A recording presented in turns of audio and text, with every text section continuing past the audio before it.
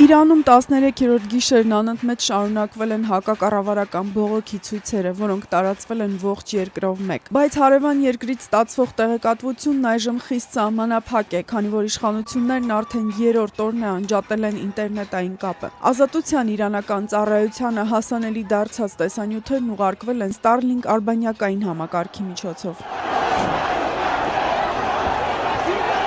Մինչ Իրանի տեղեկատվական և հաղորդակցական տեխնոլոգիաների նախարարությունը հայտարարել է, որ ինտերնետն անջատելու որոշումը կայացվել է անվտանգության իրավասու մարմինների կողմից երկրում ստեղծված իրավիճակով պայմանավորված, Amnesty International-ն ահազանգում է, որ այս ամենն արվում է Իրանի իշխանությունների կողմից մարդու իրավունքների կոպտագույն խախտումները թաքցնելու համար։ Ցույցերի 14 օրերի ընթացքում Իրանի դատական և ուժային կառույցները դեռ պաշտոնական տեղեկություն չեն տվել զոհերի, ձերբակալվածների թվի, նրանց պահման վայրերի ու վիճակի մասին, բայց իրավապաշտպան կառույցներն ահազանգում են, որ արդեն 2300-ից ավելի ձերբակալվածներ կան, նրանց թվում պատանիներ, զոհերի թիվը ըստ Իրանի մարդու իրավունքների կազմակերպության հասել է 45-ի։ Մեկ այլ իրավապաշտպան կազմակերպության մարդու իրավունքների լրատվական գործակալության տվյալներով 65 մարդ է սպանվել։ Ազատության իրանական ծառայությանը մինչ այս պահը հաջողվել է նույնականացնել 35 զոհի, նրանցից 5-ը 18 տարեկանից փոքր է եղել։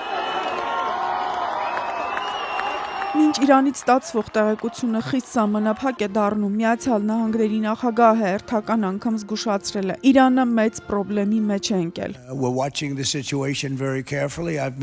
Մենք շատ ուշադիր հետևում ենք իրադրությանը։ Ես շատ հստակ եմ հայտարարել, որ եթե նրանք մարդկանց սպանեն, ինչպես արել են նախկինում, մենք կխառնվենք։ Մենք կխփենք նրանց ամենացավոտ կետին։ Դա չի նշանակում, որ հենց տեղում ենք լինելու, բայց շատ ենք ցավեցնելու։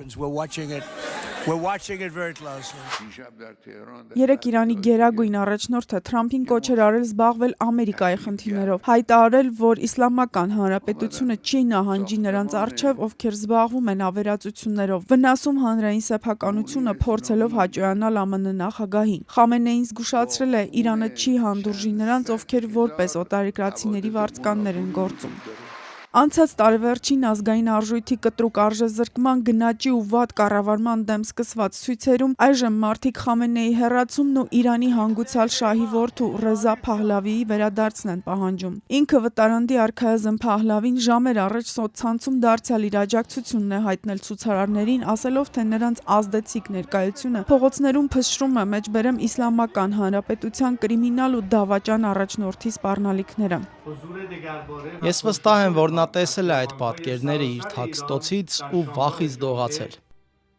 Փահլավին աջակիցներին նաև կոչ է արել նորից վերադառնալ փողոց, տրանսպորտի, նավթի, գազի ու էներգիայի ոլորտի աշխատակիցներին գործադուլ անել։ Կանգ առեք և խափանեք ճնշման այս մեքենան, որպեսզի կարողանանք մեկընդմիշտ անջատել այն։